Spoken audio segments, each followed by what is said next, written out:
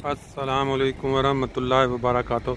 लो जी दोस्तों, इस टाइम मैं फ्रैंकफर्ट आम माइन जिन्होंने तुसी फ्रैंकफर्ट शहर के नाम तो जानते हो, जर्मनी का बड़ा मशहूर शहर है जिथे बहुत बड़ा एयरपोर्ट है दुनिया का मशहूर।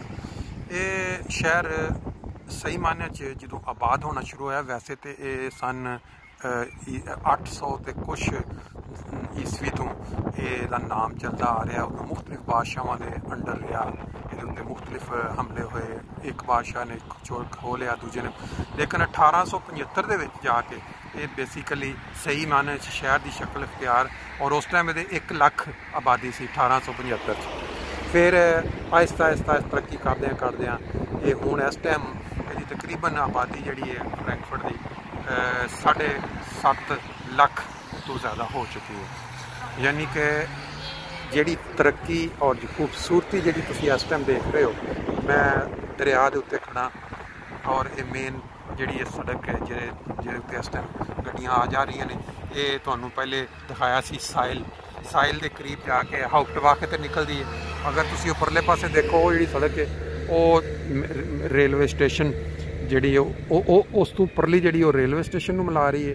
यह जी दरम्यान मुख्तलिफ तरह के इस तरह के 4-5 पुल ने जोड़े शहर के दोनों हिस्सों आपस के मिला के रख रहे हैं। इस साइड तो तुम चलो, यह सारिया बिल्डिंगां ने, तुम कह सकते हो कि यूरोप का आने वाले दिनों के न्यूयॉर्क होएगा।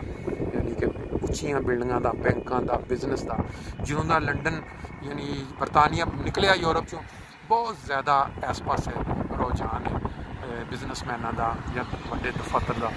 इस साइड तो तुम देखो लोग जोड़े ने अपना करोना टाइम के बाद आहिस्ता आहिस्ता जो रौनक बहाल हुई ने, गौरमेंट ने इजाज़त दी है कि बिजनेस दोबारा खोल लो, दुकाना हौली हौली इस पास रुख कर रहे हैं। और जो सामने तो चर्च नज़र आ रहा है जी, बड़ी शरीफ बहुत पुराना चर्च है और रिवायत बिल्डिंग है जी उन्होंने उस तरह ही रहन दी, क्योंकि जंगे अजीम के तबाह होने तो बच गए।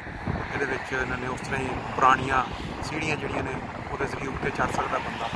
अगे फिर ये बिल्डिंगां पिछे नज़र आ रही हैं, वो अगे वो नवियां बनिया ने। नवी शहर के एक सेंट्रल बैंक है जोड़ा इत्थे दा बनया यूरोपा का, सामने वो देख रहे जे।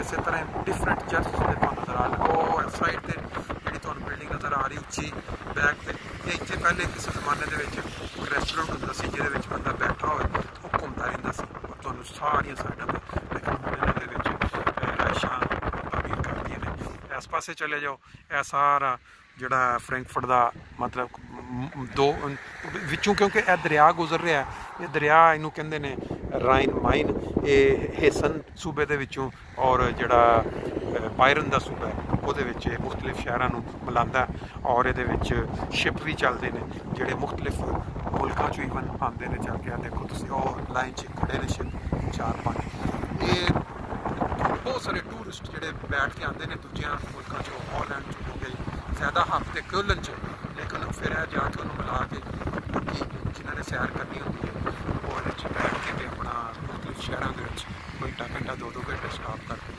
हूँ ये जी सैर करन दा या वाक करन दा दौड़ लाने का मज़ा है वो तो अपना ही है, लेकिन टाइम की कमी की वजह तो रमज़ान मुबारक का महीना जा रहा है।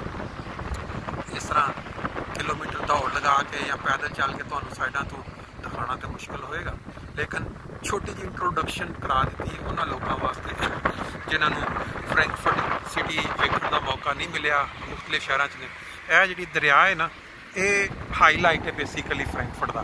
जोड़े भी लोग आते हैं फ्रैंकफर्ट देखने जरूर इस दरिया के किनारे के उत्ते थोड़ी बहुती वाक या सैर करके जाते हैं। बाकी फिर उच्चियां बिल्डिंगां देखियां और म्यूजियम ने काफ़ी ये चिड़ियाघर है, फिर एक खास पालमन गार्डन एक बहुत बड़ा गार्डन है जिहदे विच दुनिया जहान दे विच जिन्ने पौधे या दरख्त पाए जाते हैं उन्होंने इत्थे उन्होंने उस तरह का टैंपरेचर मसनूई तौर पर दे के उन्होंने इत्थे लगाए ने। बड़ी अच्छी चीज़ देखने वाली, वो भी इंशाअल्लाह ताला टाइम मिले तो तुहानूं जाके वो भी दिखावांगे।